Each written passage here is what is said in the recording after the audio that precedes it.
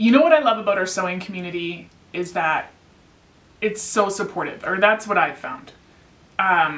You know, people, whether it be on YouTube, whether it be on Instagram, on Facebook, people can share their sewing questions, their sewing fails, and people will generally start off with what went right in a garment, and then they'll offer really thoughtful, helpful feedback. And I love that. I've not really witnessed a bunch of cattiness within the online sewing community, which for an online community, I think we can all agree is kind of rare.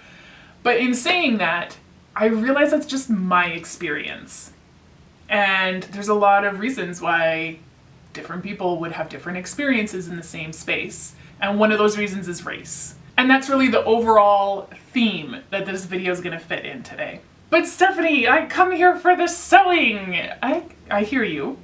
And we're going to get to that, I promise. I have some really fantastic sewing resources that I'm going to share with you today, and I'm excited to do it. But first, as always, I'm just going to ramble for a couple minutes. So let's do that first. Today, I need to say Black Lives Matter. And I need to say that and put actions to that within the context of my YouTube channel. And if you think activism has no place on a sewing channel, consider this. When we buy indie patterns or buy from an indie fabric shop, often we're supporting female-run, female-owned businesses. When we choose to sew something because it's too hard to find the proper fit in ready-to-wear fashion, we are choosing to turn our back on beauty standards that are decided upon by a few select people at the top of the fashion pyramid.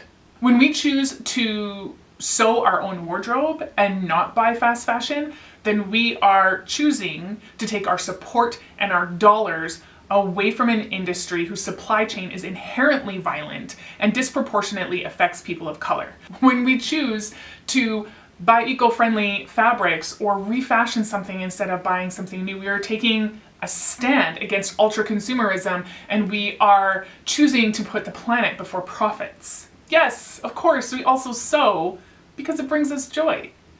We sew to show other people that we love them. We sew because we're creative. We sew to sew, obviously. But whether it's your intention or not, your choice to sew is taking power away from oppressive and destructive structures in our society. It's pretty badass, actually. And so with it in mind that we are already participating in anti-violent work, that we are already participating in activism just by being here, I'm going to attempt to do some visible mending today, as it were, and offer some resources and some actions that we can take, even right here on this channel in this moment, and something that we can all do. You know, before filming this video, I commented in a YouTuber Facebook group that I was going to do this video. Somebody had asked a question about, you know, if they were blacking out their content or what was happening. And I invited people to like give me their feedback on my video idea. And 3 people did comment back, and they commented unanimously that they felt like this video would be tokenism, that it wasn't going to be something sustainable, and that and the implication was that I should not do it. And I appreciate that feedback because it really helped me understand that I have to be careful of how I frame this. But it also helped me see that I probably shouldn't just listen to white folks about whether I as a white person should stand up and speak. The group that I belong to is majority of the people in it are white, and the only people who commented were white. And like I said, like the feedback was helpful, but I can't allow their comments to determine whether or not I do this video, because I can't be sure if their feedback was based on social awareness and education, or was that feedback based on their own fears about how it might be taken if they speak out. And I think that's like a common fear for us white folks, right? Are we going to say the right thing? Are we going to mess it up? Are we going to miss the mark? Are we going to feel like we're labeled a bad person if we screw this up? I might. My hope is that I will learn from that. So I spent this week just really trying to listen and try and figure out like what does the Black community need from me? What are they asking for from me? It wasn't hard to find that information. They're being pretty clear, really. And you know, I'm seeing people like Roberto Blake, he's somebody that I follow to learn YouTubing and marketing stuff from. He's telling people like, don't stop making content, make content that matters, make content with intention. Like, we still need your content. We need to know that there's a world out there that gives a crap about us. I'm totally paraphrasing that, by the way. I'm seeing so many calls to action of like, pass the mic, raise voices of people of color. I'm seeing support Black-owned businesses. Those are the things that I'm seeing. And those are the things that are totally doable with this channel. So before I get to my actions today, I want to be really clear that I am not an expert. I don't want to come across as like some white woman that thinks she's been woke since the day she was born. No, this is, in the span of my life, this is actually fairly recent work for me. And it's work that I was turned onto by complete and total happenstance through social media. And so I'm hoping that maybe I'll be that thing that another white person will stumble upon.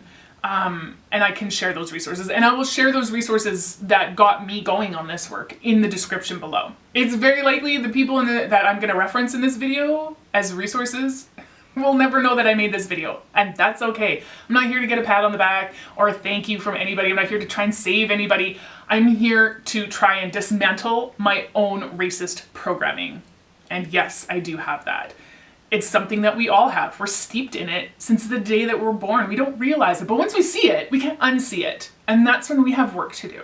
Black Lives Matter is an important movement. And if you're already thumbing down to the comments section to tell me all lives matter, I'm not saying they don't. Black Lives Matter is not exclusive. It's focused. And it's important to tackle racism from focused points because it's too big. It's too big if you're just looking at racism as a whole.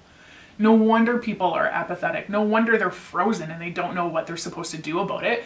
It's like racism is like, it's the creeping bellflower in the garden of our human rights. If you don't go to each individual plant and follow that root all the way down and pull out some of the soil around it so you can get every tiny little infinitesimal rhizome, it's just gonna come back and it's gonna smother your whole garden.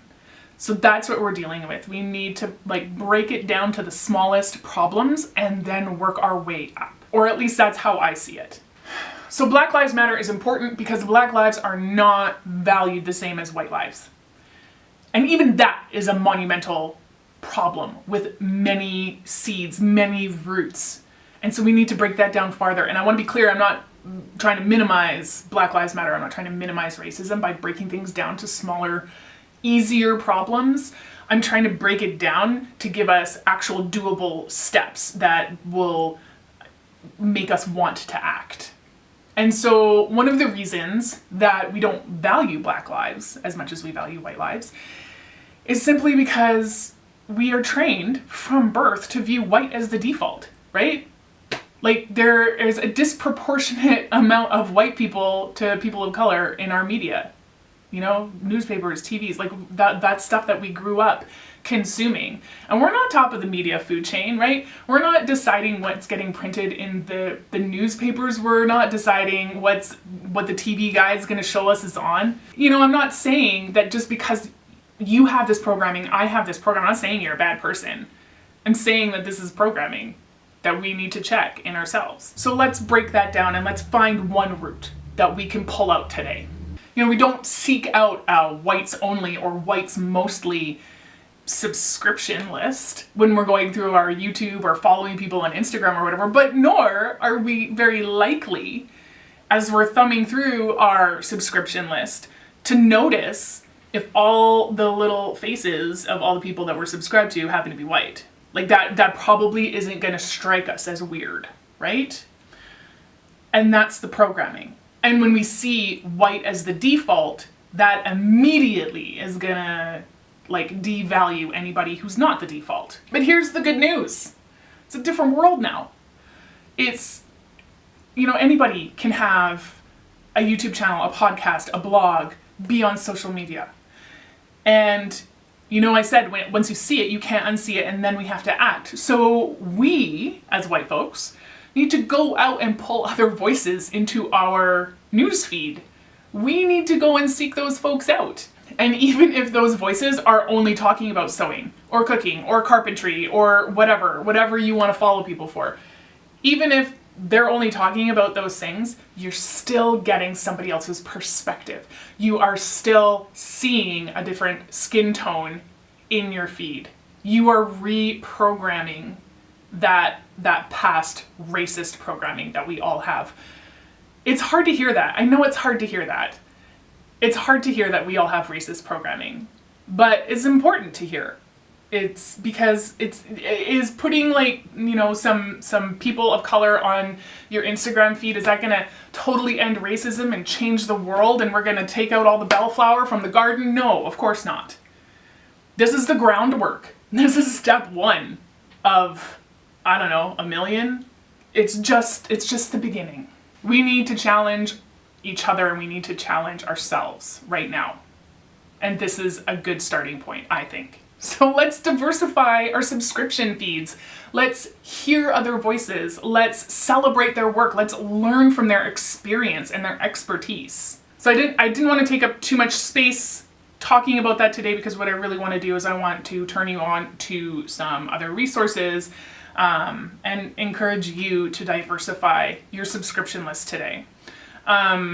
A lot of these people that are on my list I followed for a while. Some of them I've just followed recently because I'm trying to diversify my list as well. Again, I'm not here pretending that I'm perfect or that I've arrived somehow. I haven't. I'm still doing this work. So the first one is Andrea Afrominx. She does like sewing vlogs and sewing and tells and stuff like that. She's fantastic, actually, I find, for sewing inspiration, because she does really great like video lookbooks of the things that she's sewn. She doesn't just like hold it up, or it's got music behind it. It's fun. I really like her channel for those specifically. So check her out. I'm gonna link all these people below, so go there when you're done, okay? Britany J Jones. Okay, if you do have a person of color who's a sewer who's on your feed, it's probably her, because she's got like 30,000 or something subscribers. I actually found her though through the Love to Sew podcast, and I'll try and find like the actual episode below. What I loved about Britany is she was talking about how to find time to sew and be a busy mom as well. She's the one who started the hashtag Sew in 30, and she talks about like compartmentalizing your sewing into 30-minute blocks so that you still get to do what you love, but like still show up for your family. The next is CRUMPETS Tea and Sewing, and tea is spelled like tea, but it's for Tiana. And what her channel's really great for, I find, is doing pattern reviews of Big Four patterns. She does a really great job of breaking them down. So if that's something that you're interested in, she'd be a good one to follow. And the next is Island Sewcialist. Kira is the Island Sewcialist. And what I love about her is she's fearless with print. I am terrified of print. I love it on other people, and then I wear it and I'm just like, she's inspiring me well, okay, I say this, but my last fabric order was meh. But she's rubbing off on me. I need to do more print. The next one is Is Josie. Now, if you're one of the people who found my channel through my underwear tutorials, I'm gonna link her channel and a specific video below, because she has a video that's just on like the different fabrics and the different elastics that you can use. And what's great about the fabrics specifically is she talks a lot about like the drapiness and the hand feel and stuff like that. So if you've ever like gonna order fabric for making underwear, she kind of demystifies that a bit for you in that video. Okay, Judith Dee. Some of you, when you subscribe to my channel, I get comments that are like, I'm so happy to find another Canadian on YouTube. Well, she is from Montreal, so her vlogs lately have been like slowing down a little bit, but you know what? She just had a baby, so let's be patient. She'll come back around. One reason why I did want to mention her though is her blog, which I'll also link below, has a lot of really great maternity tutorials and topics in it. So if you're sewing maternity right now, I would go and check out her blog specifically. My next one is Shania. Shania has really great tutorials, and she's very like organized and processed about how she presents her information. She gives you sort of like itemized lists and cross things off as she goes. She will sketch on top, like do diagrams on top of like the photos of what she's sewing. So she's very, very clear about everything that she's doing. So if you are a beginner sewer or you're really just trying to figure out the whole refashion thing, she's a great channel to follow. Okay, now I have a few more that I want to include just because I really like their channels, but they're not posting very often. So if you're gonna follow them or subscribe to them, I encourage you to also subscribe to others, because these people just might not show up in your subscription feed, and that's what I'm trying to promote today. But I didn't want to like miss out on these folks. Okay, so one is Marcie Harrel. She is like an actor and performer and sewer, so maybe like I feel akin to her because I was a performer for so long. Her refashions are just like, she knocks them out of the park, and they're just like so fun, and she's just fun to watch. She's very vibrant on camera, so check her out. Also, Oh So Fly, she's like does momming and sewing. Again, she hasn't posted in a while, so I hope that her channel hasn't gone inactive. But yeah, I've liked her videos in the past. The next is Me Kris B. I was introduced to Chris's channel when we did the So Ask Me Anything vlog hop, the first one. And she's fun. She's like excited about sewing. She hasn't posted videos in a while, so I really hope also that her channel has not gone inactive. She has like the best channel tagline of any sewing channel. Is like, saw it, liked it, sewed it, wore it. I was like, yes, that is what we are here to do. So yeah, check her out. I will link all of these people below. Another account that I'm going to link, it's not a YouTube account, it's an Instagram account that I highly recommend that you check out so that this kind of work is ongoing. It's an Instagram account called Meet Makers of Color. And that's just going to ensure that you're getting more faces, more voices of people coming through your feed, and you can discover more makers of color. And listen, I know these topics are uncomfortable. I know they are. But like, we should just sit in it. We should sit in the discomfort, because the discomfort's not gonna hurt us, but us avoiding discomfort is hurting other people. And yeah, we need to do something about that. So I hope you've made it to the end of the video. I hope you stuck around to hear about the amazing sewists that I had to share with you today. And I encourage you to check them out. Comment below if there's anybody that I missed, because it's not an exhaustive list by any means. So yeah, let's like keep the conversation going for sure. Let's share resources. Let's share who is exciting us in the sewing space right now. And please continue to add those voices into the media that you are consuming, because it's really important work. It's important that we do this. It's not going to solve all of racism by any means. It's just one route. It's one little route. It's an action that we can take today. And you know what? If you're ready for the next step, I'm going to also link below the resources that have really helped me in dismantling racism in my own life. And I hope that you check them out. Take the first step today, for sure. But know that those other resources are there. I mean, they're out there. They're floating around. Everybody's talking about them. I'm not sharing anything that other folks aren't talking about. And I'm also going to share some resources that if you do want to help people who are really struggling right now in the Black Lives Matter movement, there's some resources to help out there as well. So that is my video today. I've talked your ear off long enough and taken up enough space, more than enough space, so please go and give some time to the people that I listed below. Okay, all links in the description. I will see you next week, and we'll do some more sewing stuff.